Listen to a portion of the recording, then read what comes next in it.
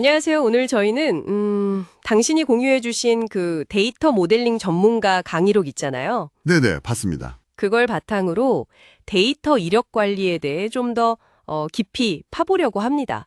데이터가 시간이 지나면서 변하는 걸 추적하는 거요. 이게 생각보다 간단치더라고요. 맞아요.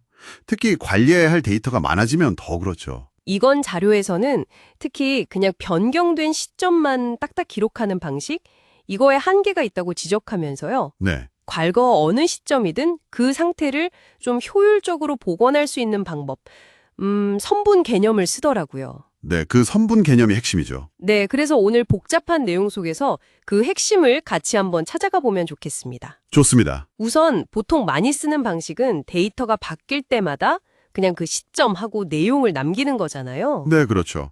가장 직관적인 방법이니까요. 예를 들면 뭐 직원이 A 부서에서 B 부서로 갔다? 그러면 그 날짜랑 새 부서 정보 딱 이렇게 기록하는 거예요. 네, 맞습니다. 그게 일반적인데, 근데요, 특정 과거 시점, 뭐 예를 들어 작년 3월 15일 오후 2시? 이때 상태를 딱 알고 싶으면, 이게 좀 복잡해져요. 아, 그렇죠. 기록을 다 찾아봐야 하니까요. 네, 그 시점 바로 직전에 마지막 변경 기록을 찾아야 하거든요. 근데 데이터 양이 막 쌓이면 이게 꽤 번거롭죠. 모든 기록을 다 뒤져봐야 할 수도 있고요. 시간도 오래 걸리겠네요. 그럼요. 더 복잡해지는 건요. 데이터가 서로 막 얽혀 있을 때예요. 아, 관계형 데이터 같은 거요? 네.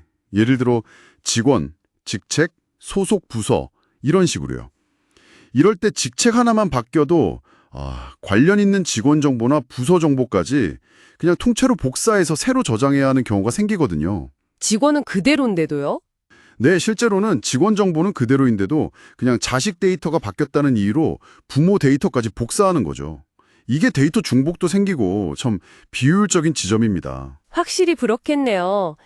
데이터가 점점 많아지고 관계도 복잡해지는데 이런 방식은 좀 한계가 있겠어요. 네, 그래서 뭔가 다른 접근법이 필요했던 거죠. 그래서 나온 게 아까 말씀하신 선분 개념인가요? 맞습니다. 강의록에서 강조하는 게 바로 그거예요. 시점, 점이 아니라 기간, 선분으로 이력을 관리하자는 거죠. 기간으로요? 네, 데이터의 어떤 상태가 유효했던 시작 시점이랑 종료 시점, 이 두 개를 묶어서 하나의 구간, 즉 선분으로 보는 거예요. 아, 수학에서 선분처럼요? 시작점과 끝점. 그렇죠. 그 두 점 사이의 선분이 무수히 많은 점을 포함하잖아요. 그것처럼 이 선분 기록 하나가 그 기간 전체의 상태를 대표하는 겁니다. 오, 신기하네요. 예를 들어 주실 수 있나요? 환율 정보가 딱 좋은 예시 같아요. 오전 9시 0분 0초부터 10시 10분 9초까지 원달러 환율은 1,350원이다. 이렇게 하나의 선분으로 기록하는 거죠. 네네. 만약에 10시 10분 10초에 환율이 1,360원으로 바뀌었다.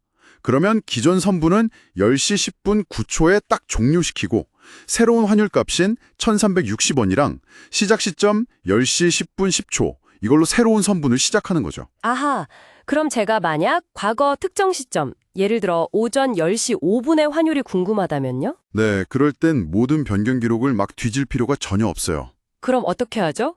그냥 10시 5분이라는 시각이 포함된 그 선분 기록 하나만 딱 찾으면 되는 거죠. 훨씬 효율적이죠. 와, 정말 그러네요. 매 순간 데이터를 저장할 필요도 없고요. 정확합니다. 데이터베이스에서는 이런 검색을 가능하게 하는 기술로 비트윈 조인이랑 비슷한 개념을 쓸 수 있어요. 비트윈 조인이요? 네, SQL 쿼리로 우리가 찾고 싶은 특정 시각, 예를 들어 상수값인 10시 5분, 이게 어떤 데이터의 시작 시각과 종료 시각 사이에 비트윈에 있는지 이걸 찾는 거예요. 아, 보통 데이터베이스 쿼리는 컬럼이랑 컬럼을 비교하잖아요. 근데 이건 좀 흥미로운 게 우리가 딱 제시한 특정 시각값, 그 상수값을 기준으로 해당 기간 데이터를 바로 찾아낼 수 있다는 점이죠. 와, 정말 기발한데요. 단순히 데이터를 저장하는 걸 넘어서 과거 데이터를 어떻게 효율적으로 조회할까? 이 고민이 담긴 거군요. 그렇죠. 데이터 중복 문제도 줄이고 과거 데이터 조회 속도도 빨라질 수 있고요. 네. 그런데 모든 데이터를 이렇게 선분으로 관리하는 게 항상 좋을까요? 물론 그건 아니에요. 이력 관리라는 게 기술적인 측면도 있지만 사실 전략적인 판단이 중요합니다. 전략적인 판단이라면요? 모든 흘러간 데이터를 강물을 전부 댐에 가둘 수는 없잖아요. 현실적으로 어렵고 비용도 많이 들고요. 그렇죠. 저장 공간도 그렇고. 네. 그래서 미래에 어떤 데이터가 같이 있을지 이건 좀 예측하고 비용 대비 효율적으로 관리할 균형점을 찾아야 해요. 예를 들면 어떤 게 있을까요? 예를 들어 사용자 위치 이력을 한번 생각해 보세요. 매 초마다 GPS 좌표, 즉 시점 데이터를 다 저장한다. 어휴, 이건 저장 공간이 어마어마하게 필요할 거예요. 네, 상상만 해도 엄청나네요. 대신에 A 도시에 몇 시부터 몇 시까지 머물렀다. 이렇게 선분으로 저장하면 훨씬 효율적이겠죠? 아, 네. 훨씬 간단해지네요. 그런데 만약 나중에 그 도시 안에서 정확히 어떻게 이동했는지 그 경로가 필요하다면요. 아, 선분 데이터만으로는 알 수가 없겠네요. 그렇죠.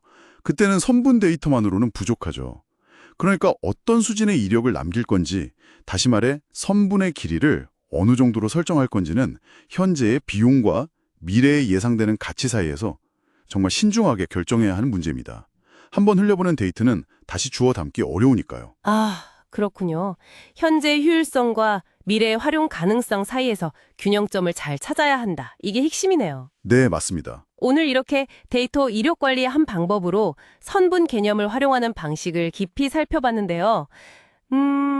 단순히 변경된 순간만 보는 게 아니라 시간의 흐름 속에서 데이터를 좀 더 효율적으로 다루는 아주 흥미로운 관점이었습니다. 네, 저도 그렇게 생각합니다.